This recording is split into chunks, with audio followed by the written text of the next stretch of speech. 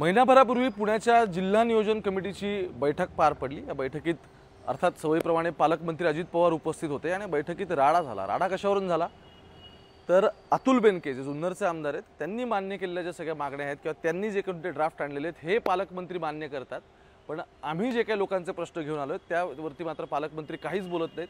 अखेर सगळ्या प्रकरणात राड्यानंतर हे सगळं प्रकरण कोर्टात गेलं आणि कोर्टात हे कोण घेऊन गेलं तर भाजपची पुणे जिल्ह्याच्या महिला बॉडीवरती एक सदस्य आहेत, त्या ह्या सह्या घेऊन गेल्यात। नाव आहे आशा बुचके।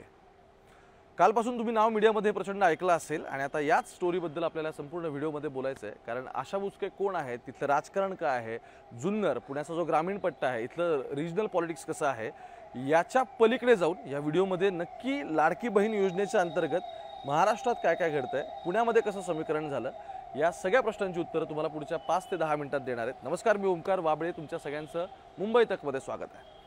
अजित पवारांच्या जनसंवाद यात्रेचा दुसरा टप्पा सुरू झाला। पहिला टप्पा नाशिक दिंडोरीतून सुरू झालेला होता, दुसरा टप्पा पुणे शहरातून सुरू झाला।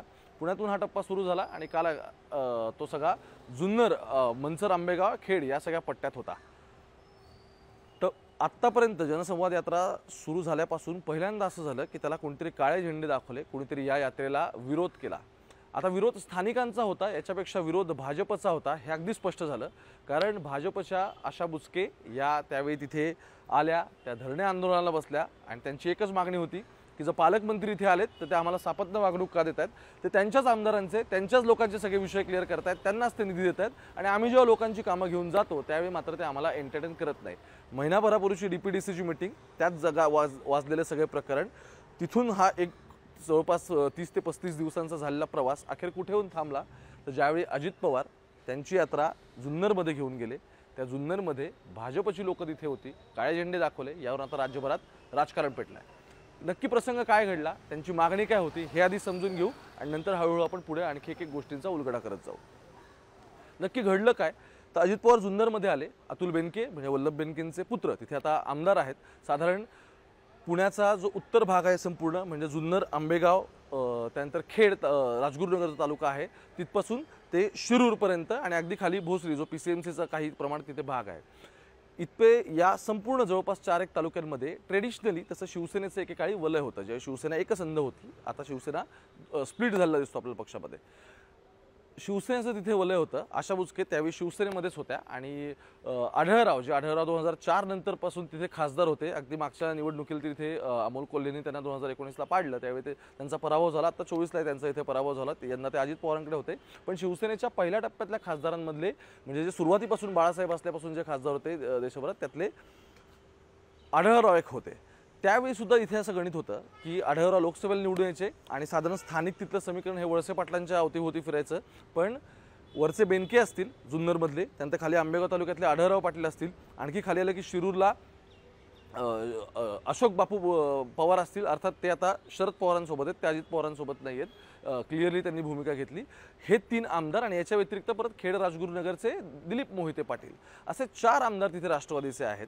त्याआधी शिवसेनेत होत्या आशा बुचके, त्यानंतर त्या भाजपमध्ये आल्या, त्यामुळे साधारण तिथला जो आजवरचा कलह आहे तो एकीकडे राष्ट्रवादी, जे आता राष्ट्रवादी अर्थात अजित पवार आणि हे दोन्ही स्प्लिट झालेलं असलं तरी सुद्धा एकीकडे राष्ट्रवादी, दुसरीकडे शिवसेना आणि मग आता भाजप ॲज अ प्लेअर म्हणून तिथे इमर्ज होऊ पाहतोय। खाली भोसरीमध्ये तो ऑलरेडी भाजपचे आमदार सुद्धा आहेत महेश लांडगे।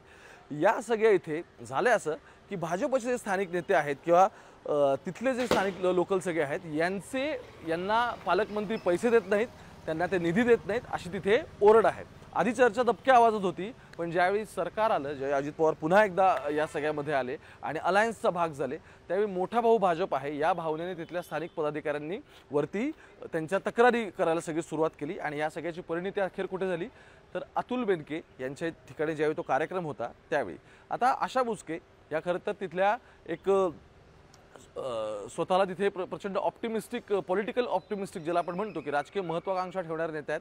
अतुल बेनके यांच्या विरोधात त्यांना भाजपकडून तिकीट हवं आहे यंदा विधानसभेसाठी आणि त्यामुळे त्यांनी हा सगळा स्टंट केला वगैरे असं आरोप केले जातात। पण एक गोष्ट लपून राहिलेली नाही, ती फार क्लिअर आहे, ते म्हणजे अतुल बेनकेंच्या विरोधात जुन्नरचा मतदारसंघ हा भाजपला सोडण्यात यावा यासाठी आशा बुचके पहिल्यापासून आग्रही आहेत आणि त्यांचा आग्रह त्यांच्या पक्षश्रेष्ठींनी याआधी सुद्धा त्यांनी जाहीररित्या हे सगळ्या त्यांचा जो पॉलिटिकल इंटरेस्ट आहे हा त्यांनी बोलून दाखवला आहे।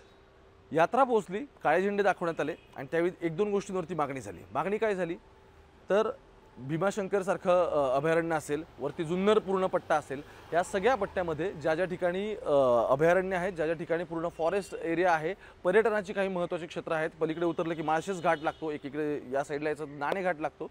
सो या संदर्भातले काही प्रश्न होते, पर्यटन विभागाचे सगळे होते आणि आशा बुचकेंचं असं म्हणणं होतं की अजित पवार इथे आलेत, त्यांनी सरकारी बैठक लावली, पण स्थानिक इथले जे नेते आहेत त्या स्थानिक नेत्यांना त्या सरकारी बैठकीत बिलकुल रिप्रेझेंटेशन दिलं नाही, त्यांना तिथे बोलवलं नाही. आम्ही महायुतीचे भाग नाहीत का आणि आम्हाला इथे रिप्रेझेंटेशन मग का मिळत नाही, आम्हाला अशी वागणूक का मिळते. अजित पवारांच्या नेत्यांचं सगळ्या प्रकरणात काय म्हणणं आहे ते असं म्हणतात की जनसंवाद यात्रा होती. पण आता जनसंवाद यात्रेचं स्वरूप काय आधी समजून घेऊ आणि दुसरं म्हणजे एकच वादा किंवा दादाचा वादा हा जो काय सगळं चाललेला आहे या ब्रँडिंगच्या मागे अजित पवारांची वर्किंग स्टाईल काय हे आधी समजून घेऊ. जनसंवाद यात्रा ज्या ज्या ठिकाणी जाते त्या त्या ठिकाणी दोन गोष्टी ह्या पॅरलल चालल्यात. एक म्हणजे जनसंवाद यात्रा सुरू आहे जी त्यांच्या पक्षाचा भाग आहे, पण त्या यात्रेसोबत लाडकी बहीण योजनेचा जोरदार प्रचार चालू आहे. ती योजना कोणत्याच पक्षाची नाही, ती सरकारची योजना आहे आणि ती कंबाईन सरकारची योजना आहे.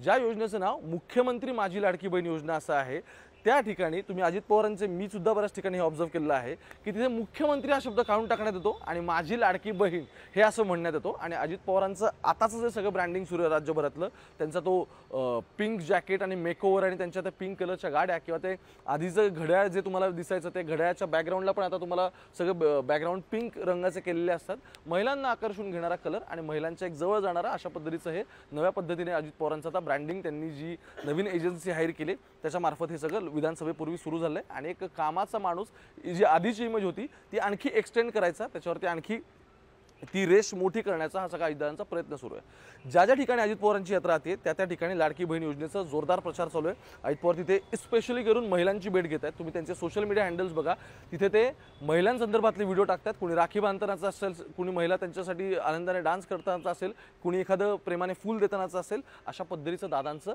ब्रँडिंग हे सगळ्या पद्धतीने सुरू आहे. त्यामुळे अजित पवारांच्या सगळ्या नेत्यांचं म्हणणं होतं की ही तर जनसंवाद यात्रा आहे, आता आमच्या पक्षाचा कार्यक्रम आहे, पण त्याच्यासोबतच पॅरलल सरकारी योजनांचा जो लाभ पोहोचलेला आहे या पद्धतीने अजित पवारचं ब्रँडिंग करत पुढे चाललेत. या सगळ्याचा मित्रपक्ष म्हणून भाजपला प्रॉब्लेम होऊ लागला की काय असं प्रश्न उपस्थित होत असतानाच त्याचं उत्तर आशा बुचके यांनी थेट देऊन टाकलं आणि पुण्यात हा सगळा प्रसंग घडला. पुढचा एक महत्त्वाचा मुद्दा, अजित पवारांनंतर राष्ट्रवादीतल्या म्हणजे त्यांच्या पक्षातल्या एका खूप मोठ्या नेत्यासोबत बोलणं झाल्यानंतर असं कळलं आणि त्या नेत्याचं असं म्हणणं होतं की आत्ताच म्हणजे निवडणुका लागायच्या आधीच आम्हाला कळेल की इथे कोण आमच्यासोबत आहे आणि कोण नाही. चांगलं आहे की अशा पद्धतीने ही माणसं एक्सपोज होत आहेत, यावरून आम्ही निर्णय घेऊ शकू की आम्हाला महायुतीत सोबत लढायचं आहे की नाही. इतका क्लिअर कट मेसेज या संबंधित नेत्याने दिला आणि त्यानंतर असं झालेलं आहे, अर्थात ऑफ द रेकॉर्ड दिला. पण त्यानंतर आता एक गोष्ट क्लिअर होते, ते म्हणजे एक नॅचरल अलायन्स जो शिवसेना म्हणजे आत्ताची शिवसेना म्हणजे एकनाथ शिंदे यांच्याकडे हा पक्ष निवडणूक आयोगाने दिलेला आहे पक्षचिन्हासहित, एकनाथ शिंदे आणि देवेंद्र फडणवीस ज्याला हे दोघंही कायम म्हणतात की आमचे नॅचरल अलायन्स आहेत आणि अजित पवार त्यांचे स्ट्रॅटेजिक अलायन्स आहेत. निवडणुकीपर्यंत सामोरं जाताना जर उद्या सोबत लढायचं नसेल तर महायुतीमध्ये जे नॅचरल अलायन्स आहेत ते अलायन्स दोघं सोबत लढतील आणि अजित पवारांसोबत काही जागांसंदर्भात बोलणी होतील आणि अजित पवार त्यांचे स्ट्रॅटेजिकली लढतील अशी आत्ताची चर्चा चालली आहे. या चर्चेला दुजोरा देणारं हे या संबंधित नेत्याचं आणि मी पुन्हा एकदा उल्लेख करतो, अजित पवारांनंतरचा या पक्षातला सगळ्यात मोठा नेता आहे, या नेत्याचं या सगळ्या संदर्भात म्हणणं होतं.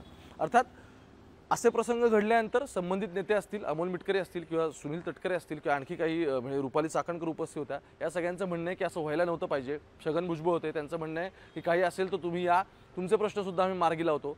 पण पहिल्यांदाच ज्यावेळी अजित पवारांच्या यात्रेला मित्रपक्षाचे लोक काळे झेंडे दाखवतात, इतक्या एक्सप्रेस म्हणजे इतक्या ओपनली एक्सप्रेस होतात, या सगळ्यामध्ये स्थानिक राजकीय समीकरणं आताच्या घडीला किती विस्कटलेली आहेत त्याची जर घडी बसवायची असेल तर अजित पवारांना कोणत्या पद्धतीने आणि काय लेवलला ह्या सगळ्यासोबत निगोशिएशन करावं लागेल, एस्पेशली त्यावेळी ज्यावेळी भाजपचे 105-106 महाराष्ट्रात आमदार आहेत त्यावेळीचं हे सगळं गणित आहे. लोकसभेला ऑलरेडी अजित पवारने फक्त 4 जागा लढलेल्या होत्या, त्यातल्या सुद्धा 2 जागांचं असं म्हणणं होतं की त्या 2 जागा ऐनवेळी आम्हाला घ्याव्या लागल्या आणि तिथे आम्हाला बार्गेन करावं लागलं, त्या जागा रॅदर त्या निगोशिएटच कराव्या लागल्या असं अजित पवारांचं या सगळ्या संदर्भात म्हणणं होतं. त्यामुळे या व्यतिरिक्त येणाऱ्या काळामध्ये सगळं राजकारण कुठे जात आहे हे पाहणं महत्त्वाचं आहे. यात आणखी काही महत्त्वाचा मुद्दा ते म्हणजे अजित पवार यावेळी जेव्हा भाषण सगळं सुरू होतं, सगळं प्रोटेस्ट वगैरे झाला, अर्थात त्यांच्या स्टाईलमध्ये दादांनी ते हँडलही केलं असावं, पण अजित पवार ह्या सगळ्या भाषणामध्ये नक्की काय म्हणाले, अजित पवारांना ज्यावेळी महिलांनी सांगितलं की आमचा इथे सगळ्यात मोठा प्रॉब्लेम आहे आणि प्रॉब्लेम काय आहे तर इथे म्हणजे जुन्नर आंबेगावचा सगळा पट्टा आहे, ते मोठ्या प्रमाणात बिबटे आहेत. तर बिबट्यांपासून अजित पवारने ज्यावेळी त्यांनी राखी बांधलेली होती त्या असं म्हटल्या होत्या की हा संरक्षणाचा भावाला आम्ही बांधलेला संरक्षणाचा धागा आहे. रक्षाबंधनाने बहिणीने भावाला राखी बांधायची असते आणि भावाने बहिणीला ही तिच्या संरक्षणाची हमी द्यायची असते. तर दादांनी हमी काय दिली या सगळ्या प्रकरणामध्ये? महिला म्हटल्या की आम्हाला खूप बिबट्यांचा त्रास होतो इथे, जनावरं असतील, दुभत्या गायी असतील किंवा अगदी पाळीव प्राणी यांच्या सगळ्यांपासून बिबट्यांचा त्रास होतोय. काही ठिकाणी लहान मुलांवरती सुद्धा हल्ला केला असं समोर येत आहे. तर अजित पवारांनी भाषणात टोला लगावला की भाऊ म्हणून इथले बिबटे मी गुजरातला पाठवून दे. याचा संदर्भ काय होता तर काही महिन्यापूर्वीच आंबेगाव तालुक्याने जुन्नर या सगळ्या परिक्षेत्रातले 10 बिबटे हे जामनगरला ज्या ठिकाणी वनतारा झालेला आहे, अंबानी कुटुंबियांचं तिथे त्यांनी जे होमेज ओपन केलेलं आहे तिथे सगळ्या प्राण्यांसाठी, त्या प्राण्यांच्या इथेसाठी जुन्नरमधून 10 बिबटे तिकडे रिलोकेट करण्यात आलेले होते आणि असा अजित पवारांनी गुजरातला पाठवून असा तो टॉन्ट लगावला. इथपर्यंत अजित पवार थांबले नाही, तर राखी बांधून घेतली आणि त्यानंतर शेवटी भाषणात असं म्हणाले की आजवर माझ्या बायकोने सुद्धा माझा हात इतक्या वेळा धरला नाही, पण इतक्या वेळा ह्या सगळ्या महिलांनी माझा हात पकडलेला आहे. अर्थात आत्ताच्या घडीला महाराष्ट्रात ज्या पद्धतीने लाडकी बहीण योजनेचं ब्रँडिंग होतं आहे त्याच्यापेक्षाही पुढे जाऊन सगळ्यात महत्त्वाचं म्हणजे याचं पॉलिटिकल एनकॅशमेंट कुठे होणार आहे हे पाहणं फार महत्त्वाचं आहे. आपण आता प्रोटेस्ट बघतोय, आपण आता अजित पवारांना विरोध झालेला बघतोय, आपण आता काळे झेंडे दाखवलेले बघतोय, पण दुसरीकडे ज्या महिलांना या सगळ्याचा लाभ मिळणार आहेत त्या महिला खरंच वोट्समध्ये ह्या सगळ्या इनकॅश होणार आहेत का? आणि सगळ्यात महत्त्वाचं, ज्या योजनेचं नाव मुख्यमंत्री योजना आहेत, ज्या योजनेवरती एकनाथ शिंदे स्वतः क्रेडिट घ्यायला तयार आहेत, ज्यावरती भाजपचे नेते क्रेडिट घ्यायला तयार आहेत, इतकंच काय तर अजित पवारांचं आत्ताच्या घडीचं जे संपूर्ण नव्याने ब्रँडिंग तयार होतं आहे, त्यांच्या पिंक जॅकेटपासून झाली सगळी सुरुवात आणि त्यांची देहबोली आणि बोलण्यापासूनच्या सगळ्या स्टाईल आणि सतत आता महिलांमध्ये असतात आणि दादाचा वादा असं ते सांगितलं जातं. या सगळ्या गोष्टी आणि हा सगळ्याचा जो परिघ आता वाढवण्यात आलेला आहे तो या राजकारणामध्ये वोट्स इनकॅशमेंट करून देतोय का आणि ज्यांना पैसे मिळालेत ते खरंच मतांमध्ये कन्वर्ट होणार आहेत का, ही गोष्ट पाहणं अत्यंत महत्त्वाचं ठरणार आहे.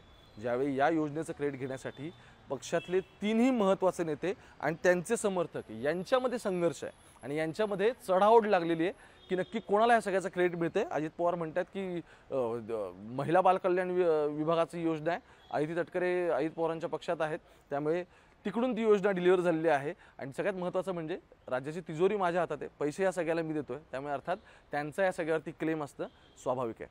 पण तिन्ही नेत्यांमध्ये आणि नेत्यांच्या समर्थकांमध्ये या सगळ्यावरून जो काही संघर्ष सुरू झालेला आहे त्या संघर्षाची परिणती नक्की काय होते आणि या सगळ्यावरून विधानसभेचं समीकरण नक्की कशा पद्धतीने मांडलं जात आहे. आता जो सारीपाट मांडला जाणार आहे त्या सारीपाटामध्ये एक एक चाल खेळायला सुरुवात झाली, त्यामध्ये अर्थात योजना हा सुद्धा एक महत्त्वाचा भाग ठरणार आहे.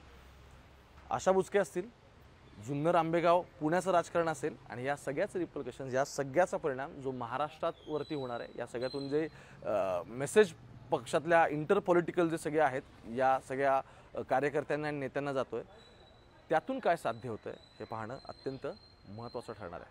कॅमेरा पर्सन गोपाळ हरणे सोबत मी ओंकार वाबळे, थेट पुण्यावरून मुंबई तक.